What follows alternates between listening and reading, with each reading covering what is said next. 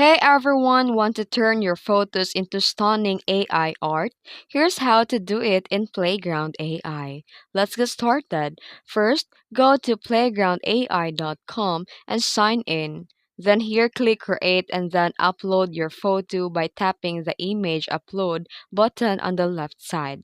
Then here in the prompt box, add artistic prompt. Describe the art style that you want. Like this example. You need to be specific on the prompt that you want to type. Then apply the style and generate. Choose a style preset like cinematic or fantasy and adjust to blend with your photo. Click generate to see the AI transform it. And here, after generating, wait for the Playground AI to finish it.